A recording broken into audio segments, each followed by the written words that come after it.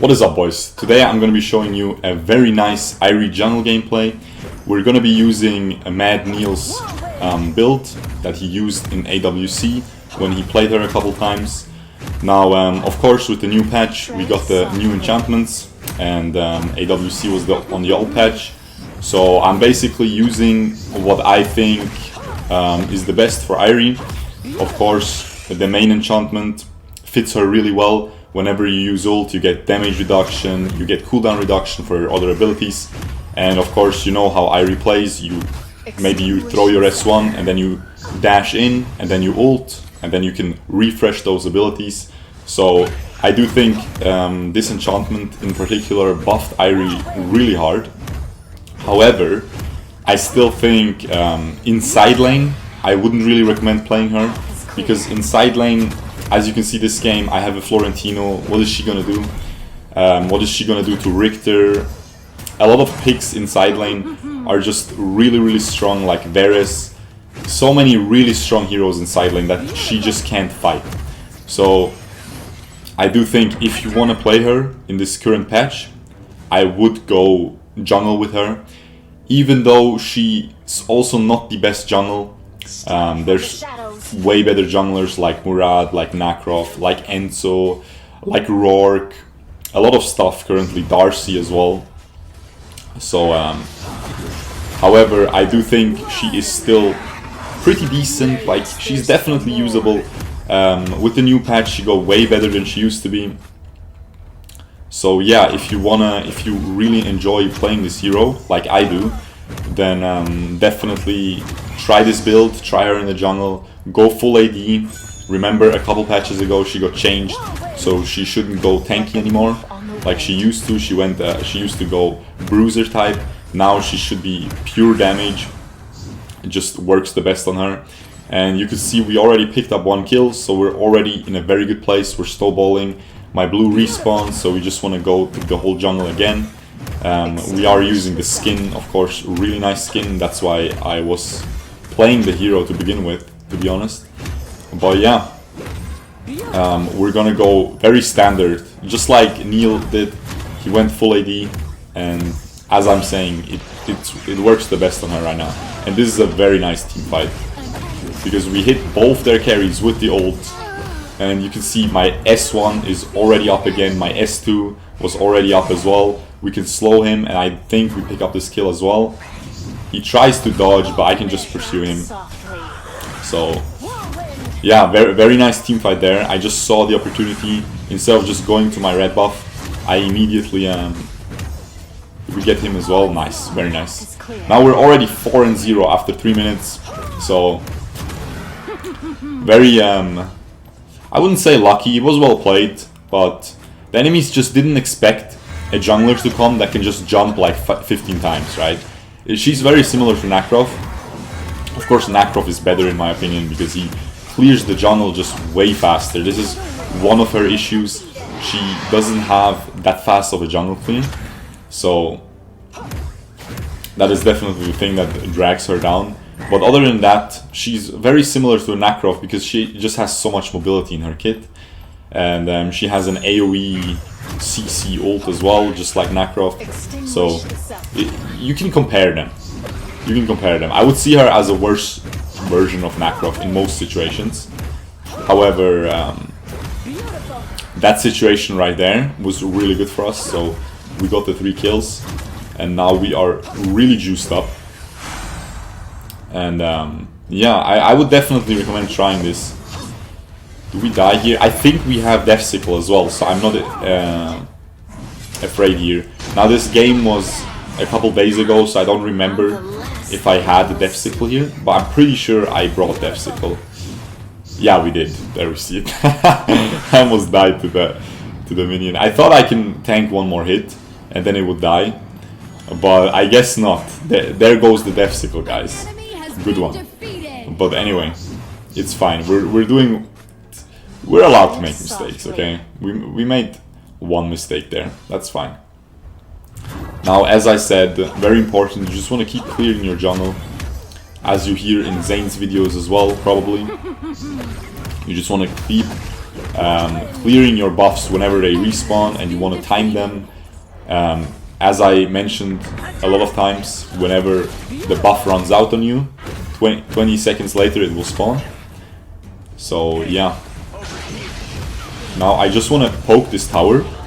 I know we can't kill her, we can't kill the tower, but I wanted to poke it to like half HP. I can't stress that enough. Whenever you're playing anything, if you're ADC or if you're a jungler, it doesn't matter. Even if you're mid, you just want to poke that mid tower, because if you get mid tower, it just opens up the whole map. And you see, I got it to half.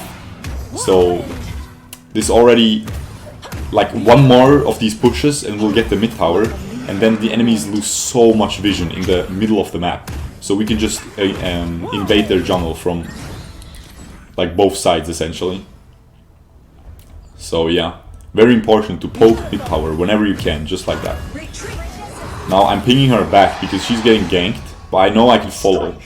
I mean sorry, Florentino is not a girl, unfortunately. He's just baiting, I don't know. I mean, if someone's backporting like that to taunt you, he's probably baiting, guys. So maybe don't. He probably has his team backing him up like I did there. So maybe you shouldn't chase him. I hit the S1, so the tower aggroes me. I don't think we can kill her. Or maybe we could, but I'm not sure if she has ult or not. So we just want to get the tower first. And she just overextends and stays there. She tried to save the tower by clearing the minions, but she obviously didn't have enough damage to do that. I really like the dash on the skin, it's a good sound effect. But anyway, you see my blue respawned. I want to poke mid again, and he just uses his dashes, so I know I can just ult without him being able to get away. I don't know if he had ult, he could have ulted, so he dodges my ult stun, but I guess he didn't have it, or he just messed up. But yeah, usually I would have gone blue buff there, but I saw my mid lane wave was pushing up to the enemy towers, so again, I just want to poke those towers. It's really important, especially with heroes like Nakrov, Airi, even Zephys. You have so much mobility, you can very easily out-rotate the enemies. Like if the enemy sees the wave is coming to their tower, but they're a little bit too far away and they're walking there, you can just go there really fast with your dashes. Get maybe 1, 2, 3 hits. It's already worth. 2 hits is already worth. It's like, how many hits does a Nakrov need to kill a tower? Maybe 10, 15, something like that.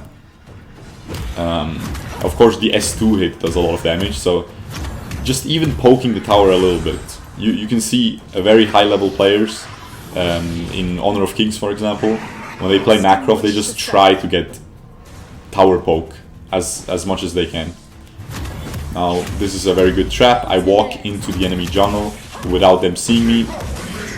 This is a very good bush there, right next to this, where I'm walking in right now. This is a really good bush to camp, because people oftentimes walk through that way when they rotate from mid lane to the side lane, or from side lane to mid lane. So that is something you want to do as a side laner, or as a jungler, or as any assassin, even as Tulen for example, Raz. You just want to camp these bushes and wait for someone to come.